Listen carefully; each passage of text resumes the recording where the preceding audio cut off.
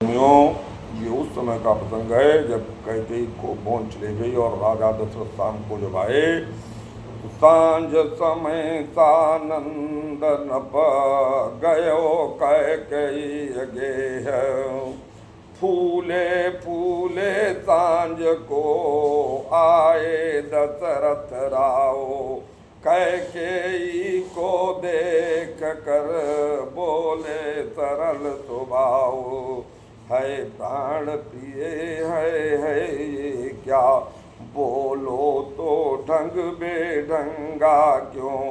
बेबक्त फूल के मुकड़े का हो रहा मलिन रंग क्यों। जिन आँखों ने हो त्रास दिया वे आँखें फुड़वा दूंगा मैं। जो जिब्या कड़वा बोली हो वो जिब्या कटवा दूंगा मैं। ओ क्यों कोप भवन में बैठी हो, क्यों भारी तुमको पल पल है। जो तुम्हें प्राण से प्यारा है उसका अभिषेक दिवस कल है। राजा के यह शब्द सुन खोले दोनों नैनों, गहरी सांसें छोड़ कर बोली रानी बहनों। जब कैकेयी इतना क्रोधित और लाल अंगारों की तरह आंखें करके दशरथ की तरफ देखा, तुम कहते हो मांगो रानी, वो जान मांग पर मिटती है। बिन मांगे मोती मिलते हैं, मांगे से भीख न मिलती है। उत्तर में नप ने कहा धन तुम्हारा ज्ञान, तुम अपनी ही मांग का करती हो अपमान। इस तरह से दशरथ ने जब कहा, कैकेयी ने मेरे दो वरदान आपने नहीं दिए, तुम महाराज की बात सुन उठ बैठी बेपीर। भावों पर बल आ गए और संभाले तीर। राजेंद्र धर्म है पुरुषों का, जो कहते हैं तो करते हैं।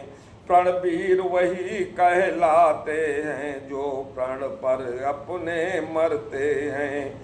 कुछ ध्यान तुम्हें है तुम पर है, मेरे दो दो वरदान प्रभु।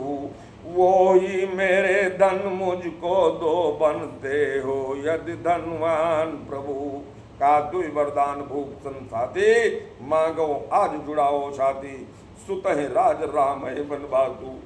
ऐसा देव कैकेयी ने कहा, तू गरजे तो अति बरसे नहीं बूंद, ये सब धोखा मेघों में है। जो कहा किया जो दिया दिया, बस एक बात मर्दों में है।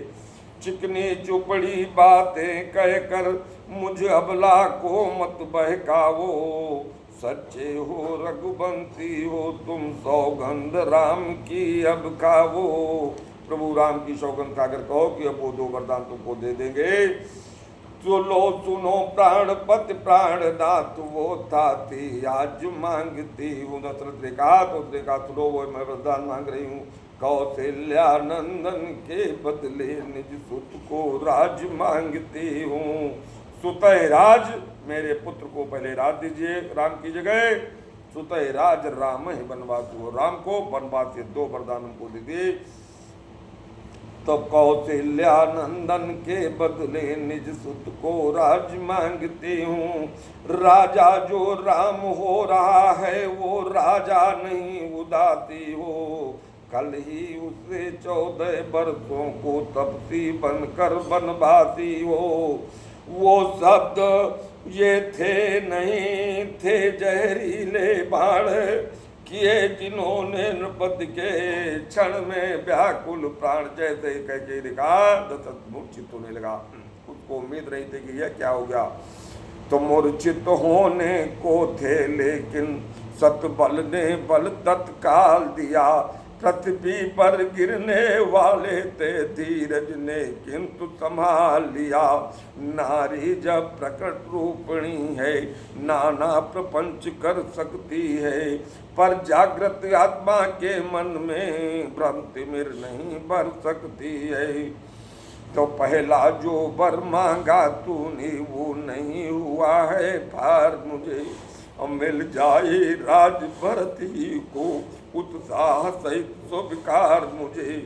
पर राम बनों में बात करे फिर वो भी 14 वर्षों का, इसमें क्या तूने सोचा है मैं समझ न पाया वेदों का।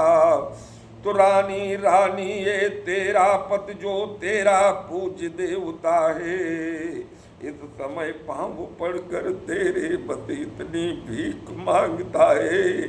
आर्त भाव से दशरथ कहने लगे इतनी भीख मुझे दे दे, मेरे पुत्र को वन मत जाने दे। तो वाक्य नहीं थे भूप के थे आकर्षण मंत्र, छिन छिन छिन्न भिन्न करने लगे रानी के षड्यंत्र।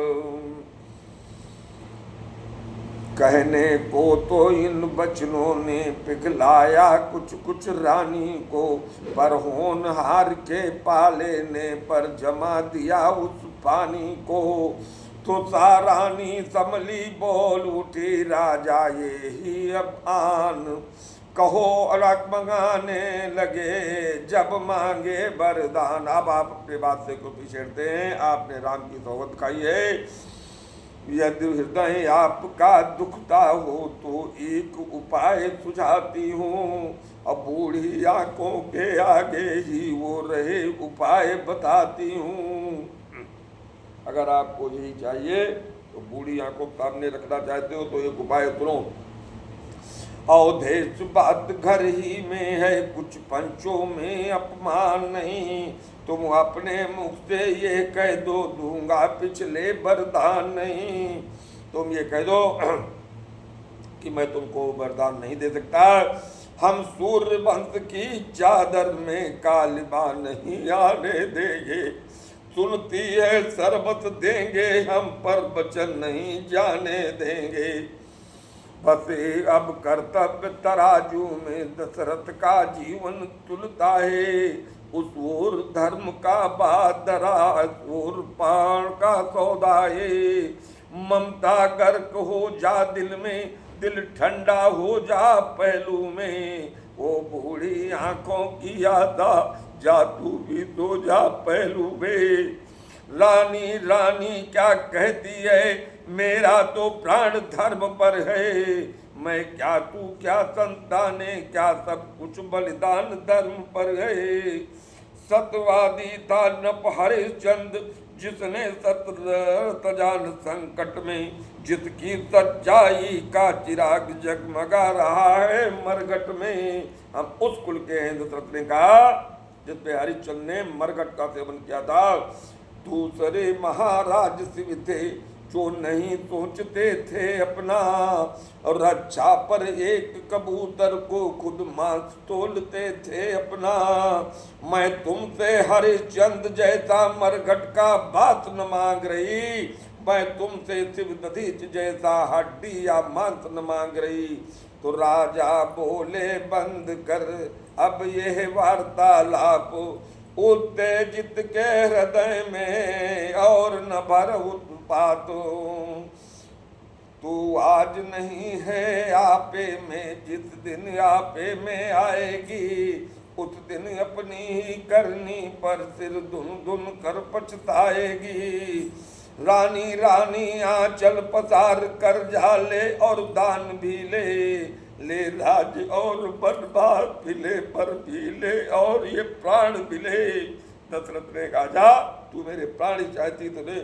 जो ही सूर्योदय हुआ हुए राजसी साजे, द्वारे पर्दों से बजे तिलक दिवस है राजे। कौने अवसर का भयो गयो नार विश्वास, कहाँ राज तिलक होने वाला था। जैसे ही सुबह हुई बाजे गाजे बजने लगे, किसी को खबर नहीं। ये महल तक कभी रानी कह गई और दशरथ की बात थी।